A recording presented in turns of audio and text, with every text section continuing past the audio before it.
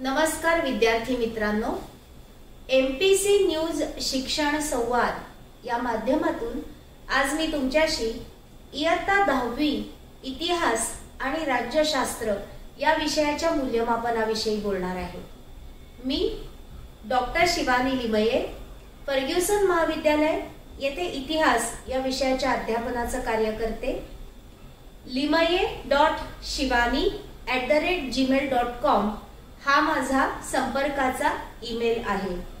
तुम्ही या ईमेल ॲड्रेसवर माझ्याशी निश्चितपणे संपर्क साधू शकता। विद्यार्थी मित्रांनो, आजच्या या सत्रामध्ये मी तुम्हाला इयत्ता 10वी चं इतिहास आणि राज्यशास्त्र विषयाचं मूल्यमापन म्हणजे कृतीपत्रिका कशी असेल, कृतीपत्रिका सोडवत आपण पुढे जात असताना कोणत्या बाबींची आपण काळजी घ्यायची आणि या कृतीपत्रिकेच्या अनुषंगाने चर्चा करत असतानाच तुम्ही अभ्यास कसा करायचा आहे, कोणत्या प्रकारच्या प्रश्नामध्ये काय विचारलं जाऊ शकतं हे स्पष्ट करणार आहे।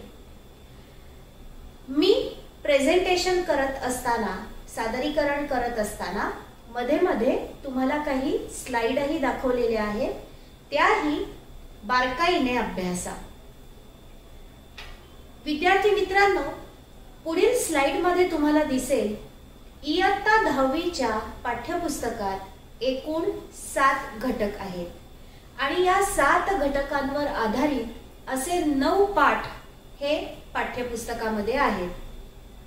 या 9 पाठांपैकी लाल रंगात जे पाठ दर्शवलेले आहेत म्हणजे पाठ क्रमांक 4 आणि पाठ क्रमांक 6 हे कोविड-19 पॅन्डेमिक सिच्युएशन डोळ्यासमोर ठेवून इव्हॅल्युएशन साठी म्हणजे मूल्यमापनासाठी कमी केलेले आहेत।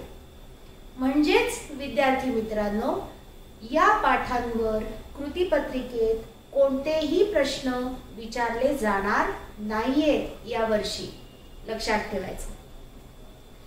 पुढील स्लाइड मध्ये तुम्हाला दिसेल की राज्यशास्त्रामध्ये 6 घटक असून त्या 6 घटकांवर आधारित पाठ 5 आहेत। राज्यशास्त्र विभागातला 5वा जो पाठ आहे तो मूल्यमापनासाठी यावर्षी कमी केलेला आहे। म्हणजेच पुढच्या स्लाइड मध्ये तुम्हाला साधारण दिसेल की इयत्ता 10वी चं मार्च 2022 हे जे मूल्यमापन होणार आहे याच्यासाठी तुम्हाला इतिहास आणि राज्यशास्त्राचे मिळून एकूण 11 धडे अभ्यासायचे आहेत। इतिहासाचे 7 आणि राज्यशास्त्राचे 4। आता आपण प्रत्यक्ष कृतीपत्रिकेकडे जाऊ। कृतीपत्रिकेकडे जाण्याआधी मी तुम्हाला काही हँडी सूचना या देऊ इच्छिते। विद्यार्थी मित्रांनो, ब्रीदिंग टाइम म्हणजे पुरेसा वेळ हातात ठेवून आपल्या परीक्षा केंद्रावर पोचा। परीक्षा केंद्र तुमच्या सवयीचं असेल तर प्रश्नच येणार नाही, पण जर का तुमच्या शाळे व्यतिरिक्त एखादं केंद्र तुम्हाला मिळालं तर कदाचित आपली धावपळ होऊ शकते। त्यामुळे पुरेसा वेळ हातात ठेवून परीक्षा केंद्रावर पोचायचे। प्रश्नपत्रिका हातात आल्यानंतर ती शांतपणे वाचायची। प्रश्नपत्रिकेवर आपला हॉल तिकीट नंबर लिहायचा आहे आणि इतर कुठलीही खूण प्रश्नपत्रिकेवर करायची नाही। उत्तरपत्रिका हातात मिळाल्यानंतर तिच्यावर आपला हॉल तिकीट नंबर लिहिण्याच्या आधी काही बाबी तपासून पहा। उत्तरपत्रिकेची शिवण डाव्या बाजूला ती स्टेपल्ड नाहीये म्हणजे तिला पिन लावलेली नाहीये, ती शिवलेली आहे, त्यामुळे तिची शिवण इंटॅक्ट आहे ना, पानं सिरियली आहेत ना, मधली पानं फाटलेली नाहीत, मधली पानं छापलीच नाहीयेत, कोरी आहेत असं नाहीये, किंवा मधली पानं मिसिंगच आहेत असं काहीही असेल तरी वर्गातील शिक्षकांकडून म्हणजे इन्व्हिजिलेटर कडून आपली उत्तरपत्रिका बदलून घ्या।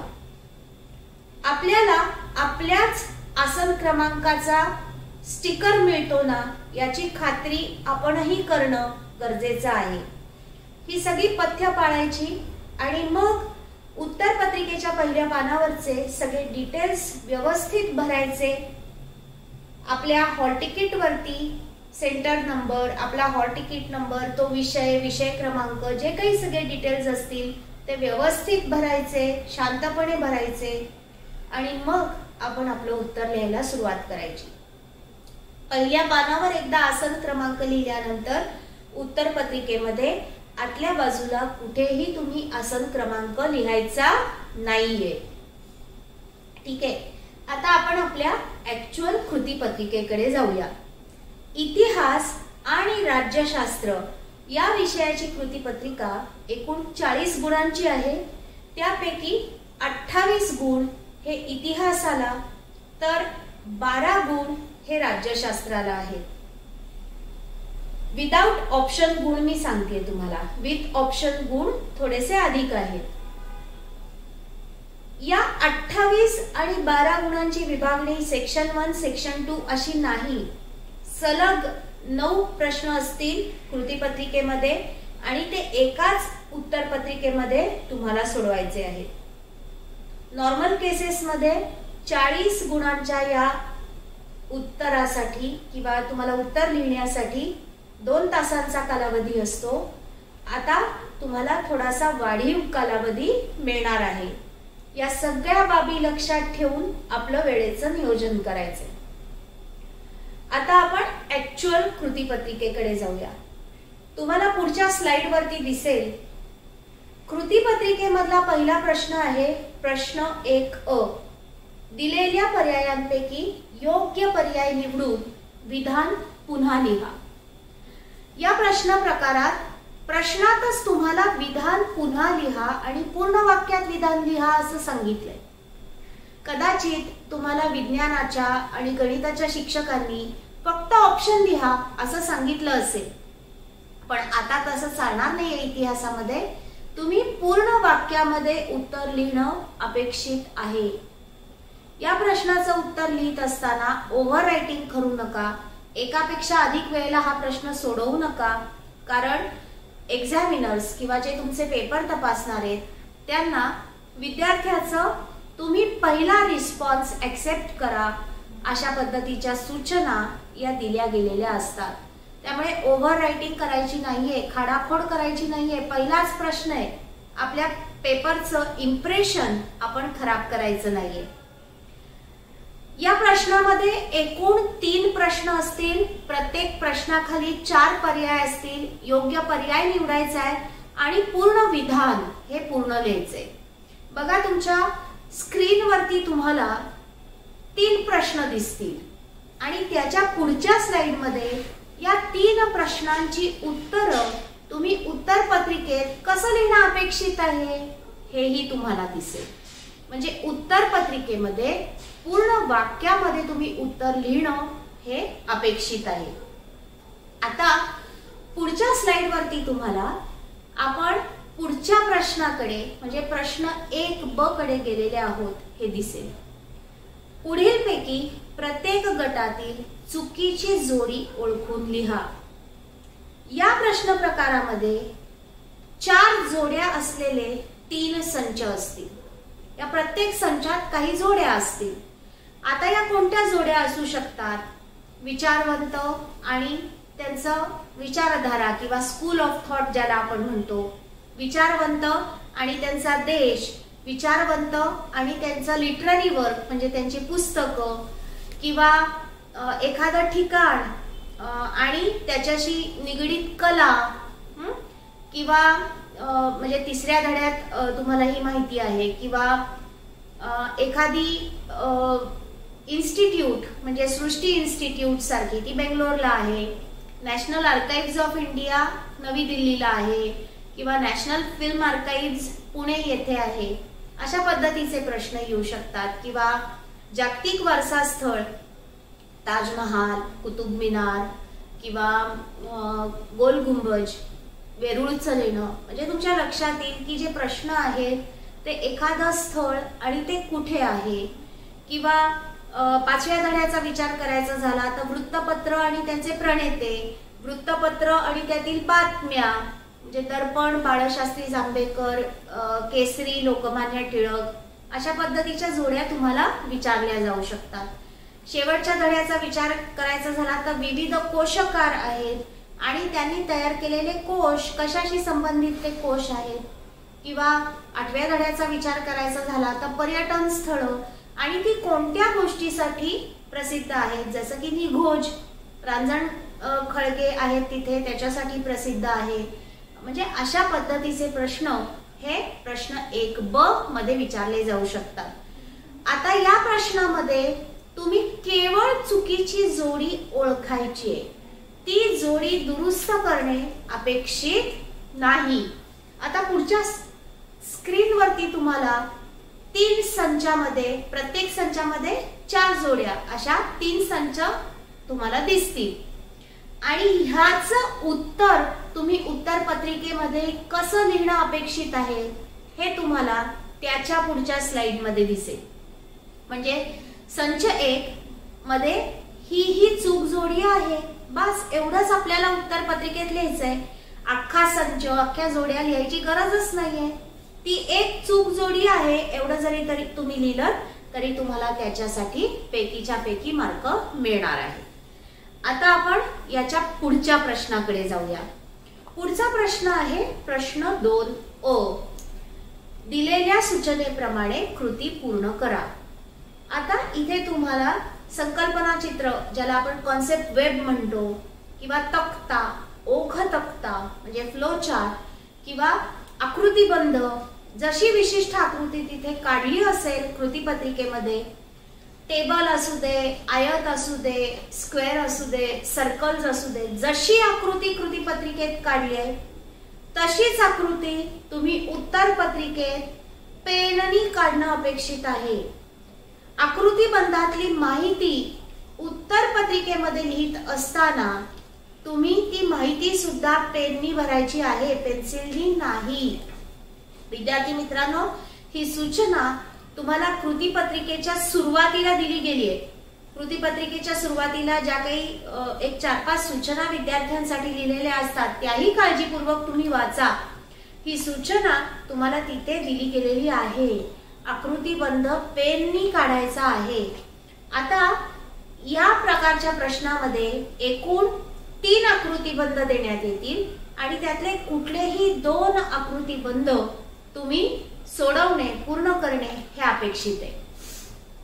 आता पुढच्या स्लाइड मध्ये तुम्हाला दिसेल की तक्ता पूर्ण करा, यासाठी कोणते आकृतीबंध येऊ शकतात. उदाहरणार्थ इतिहासकार आणि स्कूल ऑफ थॉट असा एखादा तक्ता येऊ शकतो, ज्यामध्ये 2 ठिकाणी इतिहासकारांचं नाव दिलं जाईल आणि ते कुठल्या स्कूल ऑफ थॉटशी निगडीत आहेत हे तुम्ही लिहिणं अपेक्षित असेल तर 2 ठिकाणी स्कूल ऑफ थॉट म्हणजे विचारधारा दिली जाईल.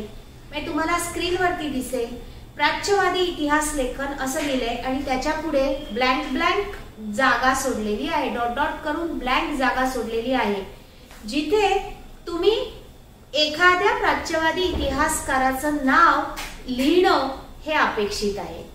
मग तिथे मॅक्स म्युलर लिहा, जॉन मार्शल लिहा, अलेक्झांडर कनिंगहॅम लिहा, कुठलंही उत्तर लिहिलं तरी त्याचं उत्तर हे बरोबर येईल. पुढचा प्रश्न आहे तक्ता पूर्ण करा. तक्ता पूर्ण करा मध्ये जो पुढचा प्रश्न आहे तो आहे 3ऱ्या धड्यावरचा. बघा, वारशाचा प्रकार, त्या अंतर्गत काय समाविष्ट होते आणि उदाहरण. म्हणजे या दोनही प्रकारच्या तक्त्यामध्ये तुम्हाला एक गोष्ट निश्चितपणे लक्षात आली असेल की विद्यार्थ्यांनी लिहिण्यासाठी 4 ठिकाणं ही ब्लँक ठेवलेली असतात. त्या 4 ठिकाणी तुम्ही बरोबर तो शब्द किंवा जे काही तुम्हाला अपेक्षित आहे ते तिथे लिहिणं हे अपेक्षित असतं. विद्यार्थी मित्रांनो, असाच एक तक्ता पुढे तुम्हाला दिसेल. या तक्त्यामध्ये तुम्हाला वृत्तपत्र आणि त्याच्यात आलेल्या बातम्या असं दिसणार आहे. बघा, 2 ठिकाणी वृत्तपत्रांची नावं दिली आहेत, त्या ठिकाणी बातम्यांच्या ठिकाणी डॉट डॉट असणार आहेत, ते तिथे बोल्ड केलेले तुम्हाला दिसेल. किंवा 2 ठिकाणी बातम्या दिल्या असतील आणि वृत्तपत्राच्या जागी डॉट डॉट असतील कृतीपत्रिकेमध्ये. म्हणजे एखादी बातमी कोणत्या वृत्तपत्रात आली हे तुम्ही लिहिणं तिथे अपेक्षित आहे.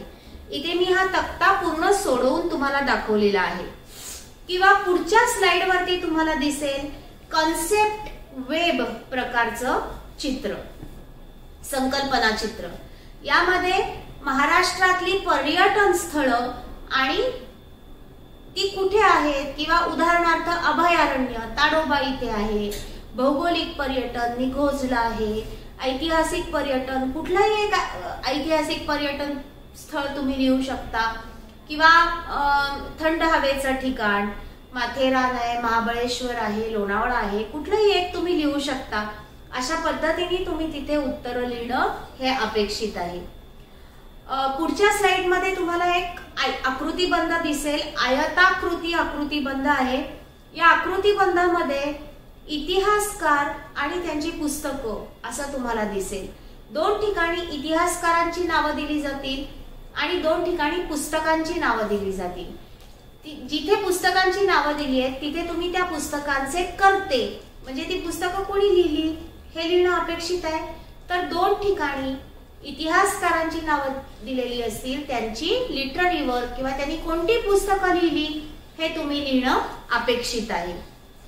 आता पुढच्या स्लाइड मध्ये तुम्हाला एक फ्लो चार्ट दिसतोय. हा फ्लो चार्ट मूर्त वारसा आणि अमूर्त वारसा याच्याशी संबंधित आहे. मूर्त म्हणजे काय, जे डोळ्यांना दिसतं ते, आणि अमूर्त म्हणजे काय, जे डोळ्यांना दिसत नाही म्हणण्यापेक्षा जे असं मॉडेल म्हणून तुम्ही दाखवू शकत नाही. उदाहरणार्थ एखादी बिल्डिंग आहे ती तुम्ही दाखवू शकता की हा मूर्त वारसा आहे जो डोळ्यांना दिसतोय, पण ठठेरा जमातीची कला आहे तांब्याची भांडी बनवण्याची, ती कला तुम्ही अशी मॉडेल म्हणून कशी दाखवणार. अशा ज्या अमूर्त कला आहेत बघा, मग 2 उदाहरणं प्रत्येकी तुम्ही तिथे लिहिणं अपेक्षित आहे. आता पुढच्या स्लाइड मध्ये तुम्हाला एक कालरेषा दिसतेय. कालरेषेच्या वरच्या बाजूला तारखा असतात तर खालच्या बाजूला या घटना असतात. 2 ठिकाणी तुम्हाला तारखा किंवा साल दिलंय आणि 2 ठिकाणी तुम्हाला घटना दिल्या आहेत. जिथे तारखा दिल्या आहेत त्या तारखांना काय झालं, ही दूरदर्शनशी संबंधित कालरेषा आहे. कोणत्या मोठ्या घटना घडल्या आणि ज्या 2 ठिकाणी घटना दिल्या त्या 2 ठिकाणी तारखा किंवा साल तुम्ही लिहिणं अपेक्षित आहे. पुढच्या स्लाइड मध्ये तुमच्यासाठी या कालरेषेचा प्रश्न तुम्ही कसा सोडवायचा आहे हे मी तुम्हाला दाखवलेलं आहे.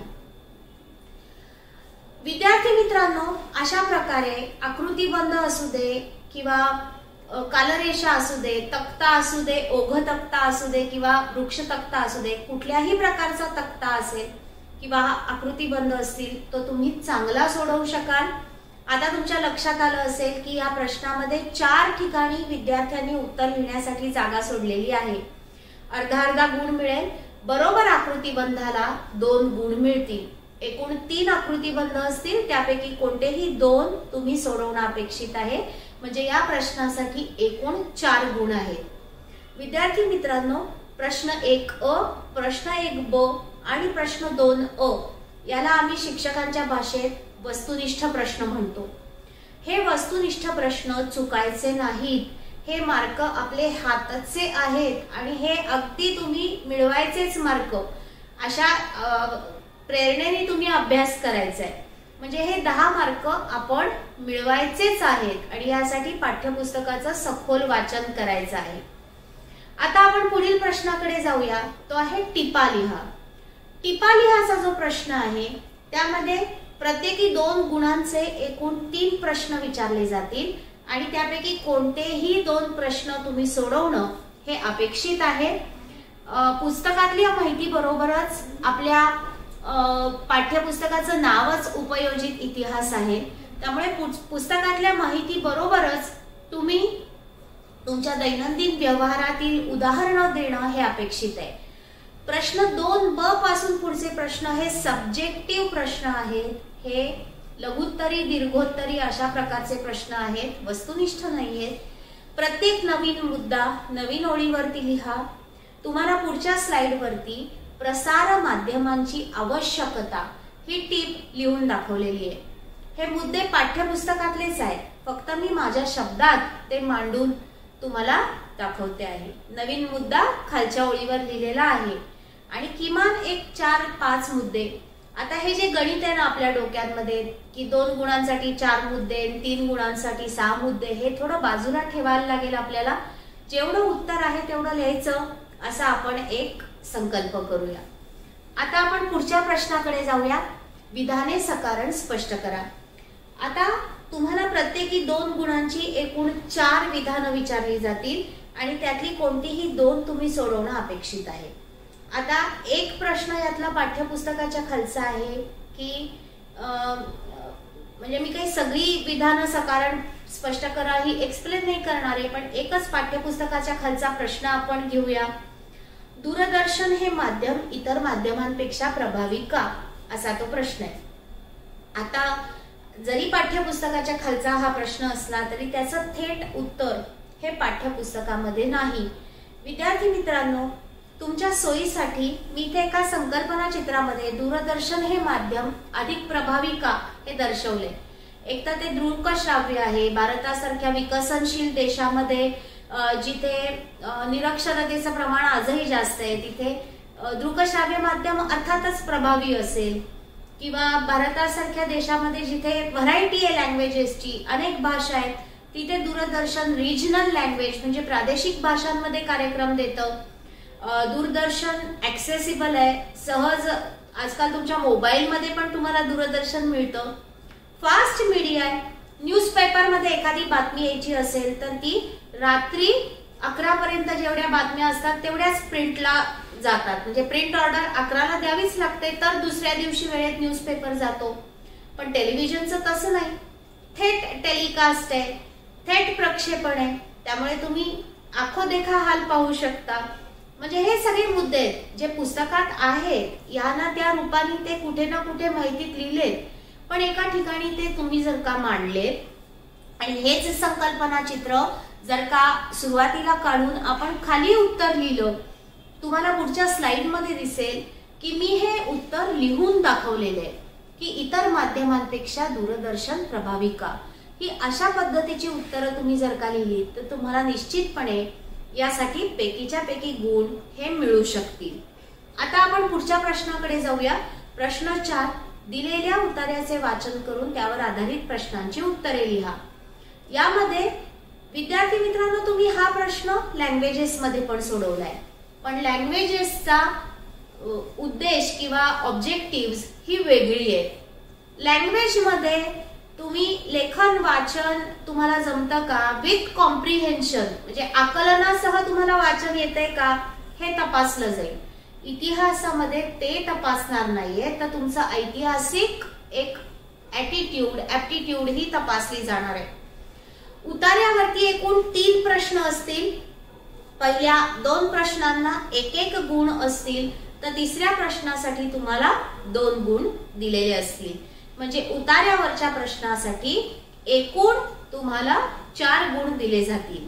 आता याच्या पुढच्या स्लाइड मध्ये पाठ 2 मधला एक उतारा मी तुम्हाला दाखवलाय आणि त्याच्यावरचे प्रश्न कसे असतील हे दर्शवलेलं आहे.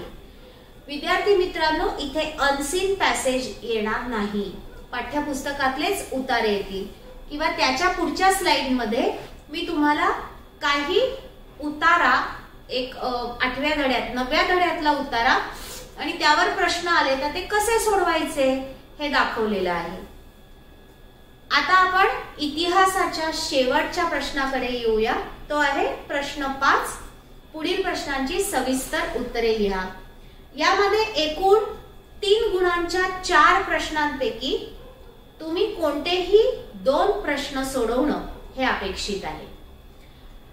आता यामध्ये ऐतिहासिक प्रक्रिया, टप्पे, 2 घटनांमधला संबंध, साम्य आणि फरकाचे मुद्दे, आकृतीचं निरीक्षण करून त्यावर आधारित प्रश्न, अशा पद्धतीचे प्रश्न येऊ शकतात.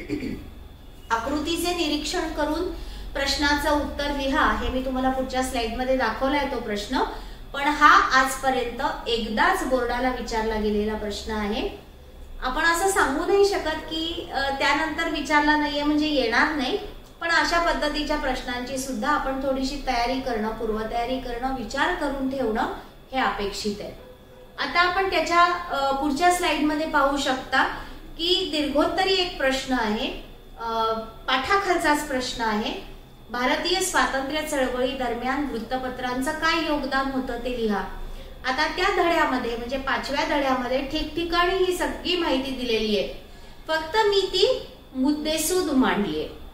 वृत्तपत्रांनी कशा प्रकारे राजकीय जागृती केली, वृत्तपत्रांनी कशा प्रकारे सामाजिक जागृती केली, किंवा वृत्तपत्रांनी कशा प्रकारे माहितीचा प्रसार केला, कारण हे पण वृत्तपत्राचं महत्वाचं काम आहे.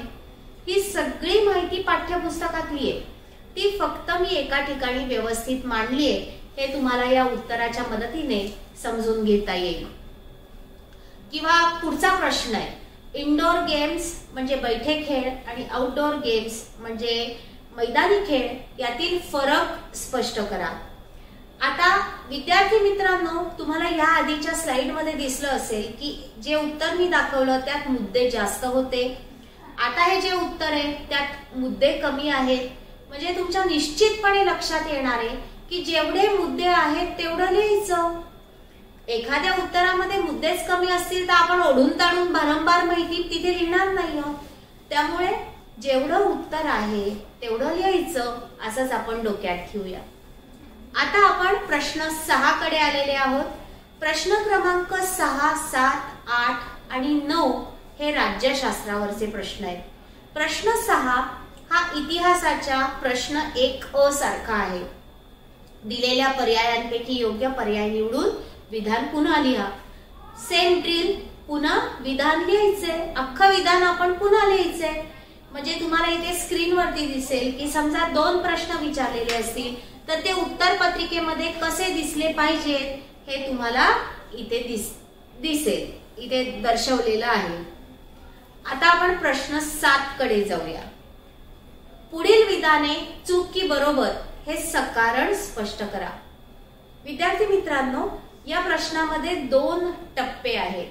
पहिला टप्पा आहे की विधान चूक आहे का बरोबर आहे हे तुम्ही ओळखायचे, आणि दुसरा टप्पा आहे त्याचं एक्सप्लेनेशन म्हणजे स्पष्टीकरण द्यायचे. पहिल्या टप्प्यामध्ये चूक विधान असेल तरी स्पष्टीकरण अपेक्षित आहे आणि बरोबर विधान असेल तरीही स्पष्टीकरण अपेक्षित आहे. पुढच्या स्लाइड मध्ये मी तुम्हाला 2 अशा पद्धतीचे प्रश्न सोडवून दाखवलेले आहेत. पहिलं विधान जे आहे ते चूक आहे आणि त्याचं स्पष्टीकरण मी 2 मुद्द्यांमध्ये दिलेलं आहे की हे विधान चूक का म्हणते मी, आणि पुढचं जे विधान आहे ते बरोबर विधान आहे. त्या बरोबर विधानाचंही मी स्पष्टीकरण दिलेलं तुम्हाला दिसेल की मी बरोबर का म्हणते त्या विधानाला याचंही स्पष्टीकरण देणं अपेक्षित असतं. आता आपण पुढच्या प्रश्नाकडे जाऊया. प्रश्न 8अ. पुढील संकल्पना स्पष्ट करा. 2 संकल्पना विचारल्या जातील, त्यापैकी कुठलीही एक तुम्ही स्पष्ट करणं अपेक्षित आहे. तुमच्या पाठ्यपुस्तकामध्ये एकूण 15-16 काहीतरी संकल्पना आहेत. Mid term elections, by elections, राजकीय पक्ष, व्हीव्हीपॅट, ईव्हीएम, आघाडी सरकार, म्हणजे कोइलिशन गव्हर्नमेंट, अशा त्या सगळ्या संकल्पना आहेत ज्या तुम्ही उदाहरणासह स्पष्ट करणं हे अपेक्षित आहे आणि त्याची चांगली तयारी करा. चौकटींवरची माहिती जी आहे तीही तिथे सोडायची नाहीये. आता प्रश्न 8ब कडे आपण आलेले आहोत. प्रश्न 8ब दिलेल्या सूचनेनुसार कृती करा. स्लाइड मध्ये तुम्हाला दिसेल की पहिला एक कॉन्सेप्ट वेब, संविधानाच्या मूलभूत चौकटीतील समाविष्ट तरतुदी. 4 तुम्हाला बॉक्स दिलेले आहेत. 4 तुम्हाला त्या समाविष्ट तरतुदी लिहायच्या आहेत. किंवा त्याच्या पुढच्या स्लाइड मध्ये तुम्हाला दिसेल एक कालरेषा आहे कामगार चळवळीशी संबंधित, की त्याचे टप्पे तुम्हाला लिहायचे आहेत, कामगार चळवळीचे टप्पे. किंवा त्याच्या पुढच्या स्लाइड मध्ये तुम्हाला दिसेल टेबल आहे, राजकीय पक्ष, त्यांचं स्थापना वर्ष, त्यांची उद्दिष्टे, अशा प्रकारचा टेबल आहे. असंच प्रादेशिक पक्षांच्या विषयी पण तुम्हाला प्रश्न विचारला जाऊ शकतो. किंवा तिसरा जो धडा आहे निवडणूक प्रक्रिया, त्याच्यावरचा एखादा प्रश्न तुम्हाला विचारला जाऊ शकतो, ज्यामध्ये 8 टप्पे आहेत निवडणूक प्रक्रियेचे एकूण. कुठलेही 4 मधले तुम्हाला देतील आणि उरलेले 4 तुम्ही लिहिणं अपेक्षित आहे. पण विद्यार्थी मित्रांनो, इथे मात्र एक पथ्य पाळायचं. आपण ज्या वेळेला निवडणूक प्रक्रियेचे टप्पे कोणते हे लिहिणार आहोत त्यावेळेला ते सिरियली लिहिले गेले पाहिजेत. म्हणजे मतमोजणी ही आधी आली पाहिजे, निकाल जाहीर हा नंतर होतो. म्हणजे मी निकाल जाहीर आणि मग मतमोजणी असं लिहिलं तर चालणार नाहीये. ते सिक्वेन्सनी आले पाहिजेत, लॉजिकल सिक्वेन्सनी आले पाहिजेत. त्यामुळे ते टप्पे लिहिताना ही एक काळजी आपण घ्यायची. That brings us to last question. आपल्या प्रश्नपत्रिकेतला कृतीपत्रिकेतला अगदी शेवटचा प्रश्न म्हणजे प्रश्न 9. पुढील प्रश्नांची थोडक्यात उत्तरे लिहा. एकूण 2 प्रश्न विचारले जातील, त्यातला कुठलाही एक तुम्ही सोडवणं हे अपेक्षित आहे. आता यामध्ये प्रादेशिक पक्षांचं बदलतं स्वरूप किंवा राष्ट्रीय पक्ष आणि त्यांची कामगिरी किंवा चळवळ आणि चळवळीची गुणवैशिष्ट्य अशा पद्धतीचे प्रश्न येऊ शकतात. किंवा काही ओपन एंडेड प्रश्नही येऊ शकतात. ओपन एंडेड म्हणजे मुक्तोत्तरी प्रश्न तुम्हाला पुढच्या स्लाइडमध्ये दिसेल. मी तुमच्या पाठ्यपुस्तकातले मुक्तोत्तरी प्रश्न शोधून काढलेले आहेत आणि त्याची उत्तरं लिहिताना एक पथ्य पाळायचं आपण की त्या विषयाच्या उद्दिष्टाच्या अगेन्स्ट काही लिहायचं नाही. मग ते इतिहासातले असू देत, ते भूगोलातले असू देत किंवा ते विज्ञानातले असू देत. समजा ओला कचरा सुका कचरा वेगळा का करायचा असा प्रश्न मी नाही करणार असं लिहून चालणार नाही. इथे निगेटिव्ह उत्तर दिलं म्हणून उत्तर चुकलं असं नाही होत. तुमच्यामध्ये ती एन्व्हायरमेंट प्रोटेक्शनची एक ऍटिट्यूड डेव्हलप झाली नाही असा त्याचा अर्थ होतो. किंवा तुमच्या परिसरातला मतदानाचा टक्का वाढावा म्हणून तुम्ही काय कराल, काही नाही करणार, मतदानाच्या दिवशी मी सुट्टी घेईन, आराम करीन किंवा ट्रिपला जाईन असं लिहिलं तर नाही चालणार. कारण हे राष्ट्रीय कर्तव्य आहे, ही जबाबदारी आहे आणि आपल्या देशाचे नागरिक जे सगळ्या लोकशाही प्रक्रियेमध्ये सक्रिय असतील असे नागरिक तयार करणं ही आपली भूमिका आहे. आणि त्याच्या अगेन्स्ट तुम्ही लिहिलं म्हणजे तो विषयच तुम्हाला कळला नाही असा त्याचा अर्थ होतो. किंवा ऐतिहासिक वारशाचं का जतन केलं पाहिजे, का जतन केलं पाहिजे मी नाही करणार असं म्हणून चालणार नाहीये. हा आपला वारसा आहे. आज आपल्याकडे ऍडव्हान्स टेक्नॉलॉजी आहे, पण म्हणून आपल्याला ताजमहाल बांधता येईल का किंवा अजिंठा वेरूळ सारखी एकाश्म मंदिरं गुहाचित्र तयार करता येईल का, नाही येणार आहे. म्हणजे आहे आपल्याकडे चांगलं तो वारसा चांगल्या पद्धतीने टिकवून पुढच्या पिढीकडे आपण हस्तांतरित केला पाहिजे. आणि हे इतिहासाचं महत्वाचं काम आहे. ही ऍटिट्यूड तुमच्यामध्ये डेव्हलप झाली पाहिजे. म्हणजे तुमच्या लक्षात आलं असेल की मुक्तोत्तरी प्रश्नांचं उत्तर लिहित असताना त्या विषयाच्या अगेन्स्ट काहीही लिहायचं नाही. आता मी सगळ्या प्रश्नांविषयी तर बोलणार नाहीये, एका प्रश्नाविषयी आपण बोलूया. बिगर लोकशाही व्यवस्थेकडून लोकशाही व्यवस्थेकडे जात असताना कोणत्या लोकशाही संस्था निर्माण कराव्या लागतील. आता भारत हे एक्सलंट एक्झाम्पल आहे. बिगर लोकशाही व्यवस्थेकडून लोकशाही व्यवस्थेकडे शिफ्ट झालोय आपण. मग बिगर लोकशाही व्यवस्था म्हणजे काय हे आधी एक्सप्लेन करावं लागेल. मग ती वसाहत असेल किंवा ती हुकुमशाही असेल किंवा राजेशाही असेल किंवा लष्करी राजवट असेल, या सगळ्या बिगर लोकशाही व्यवस्था आहेत. मग इकडनं लोकशाही व्यवस्थेकडे येताना आपण म्हणतो ना 3 पिलर्स ऑफ डेमोक्रेसी, लोकशाहीचे 3 स्तंभ. त्याच्यामध्ये एक्झिक्युटिव्ह, लेजिस्लेटिव्ह आणि ज्युडिशियरी हे जे 3 स्तंभ आहेत, कायदे मंडळ, कार्यकारी मंडळ आणि न्याय मंडळ, हे आपण निर्माण केलेलं आहे. त्याचबरोबर आपण एक हायरार्की निर्माण केलेली आहे. अगदी ग्रासरूट लेवलला लोकल सेल्फ गव्हर्निंग बॉडीज आहेत, कॉर्पोरेशन्स, जिल्हा परिषद, ग्रामपंचायत यासारख्या. त्याच्यावरती स्टेट लेजिस्लेचर आहे, त्याच्यावरती युनियन लेजिस्लेचर आहे आणि या सगळ्यांचे कार्यकारी प्रमुख हे राष्ट्रपती असतात. आणि अर्थातच नागरिक. लोकशाही व्यवस्थेमध्ये प्रत्येक इंडिव्हिज्युअल, प्रत्येक व्यक्ती ही महत्वाची समजली जाते. मग हा जो काही एक ऍडमिनिस्ट्रेटिव्ह सेटअप आपण उभा केलेला आहे, हा आपण लोकशाही व्यवस्थेचा एक प्रमाणभूत मानू शकतो. आता हे तुम्ही 6वी पासून शिकत पुढे आलेले आहात. अशा पद्धतीचं उत्तर तुम्ही चांगल्या पद्धतीने तयार करायचं आहे. आता मी शेवटच्या टप्प्याकडे आले की परीक्षेची तयारी कशी कराल. सगळ्यात महत्वाची गोष्ट म्हणजे पाठ्यपुस्तकाच्या बाहेर काहीही नाही. पाठ्यपुस्तकाचं सखोल वाचन याला पर्याय नाही. इतिहासाच्या पुस्तकाचं नावच उपयोजित इतिहास आहे, त्यामुळे अवांतर वाचनातली उदाहरणं तुम्हाला जिथे देणं शक्य आहे तिथे ती जरूर द्या. प्रत्येक पाठावर आधारित संकल्पना चित्र, ओघतक्ते तयार करून ठेवा. तुमच्या अभ्यासात सराव पाहिजे, नियमितता पाहिजे. तुम्हाला कुणीही शिक्षक किंवा कुणीही पालक तुम्ही 24 तास अभ्यास करा असं म्हणणार नाहीये. स्वतःसाठी थोडा वेळ राखून ठेवा. ताण घेऊ नका. अजिबात भयंकर अवघड अशी ही परीक्षा नसते. कोणताही ताण न घेता अभ्यास करा, आनंदाने अभ्यास करा. काहीतरी आईनी रागावलं म्हणून मी अभ्यास करतेय किंवा काहीतरी शिक्षकांनी कंपल्सरी केलंय म्हणून मी लिहितेय असं करायचं नाहीये. आनंदाने करा. जे कराल ते समजून करा. प्रत्येक पाठाची चांगली तयारी करण्यासाठी वन लाइनर्स करून ठेवा. तुम्हाला स्क्रीनवरती दिसतील वन लाइनर्स. आणि सगळ्यात महत्वाचं म्हणजे लिखाणाचा कंटाळा करू नका. तुम्ही वर्षभर जो अभ्यास केलेला आहे त्या अभ्यासाचं मूल्यमापन जर का त्या 2 तासात होणार आहे, so we have to give our best. त्या 2 तासामध्ये आपण लिखाणाचा कंटाळा करायचा नाही. मी पुन्हा एकदा MPC न्यूज शिक्षण संवाद यांचे मनापासून आभार मानते. विद्यार्थ्यांशी संवाद साधायची संधी मला दिल्याबद्दल आभारी आहे. सर्व विद्यार्थ्यांना परीक्षेसाठी खूप खूप शुभेच्छा. धन्यवाद.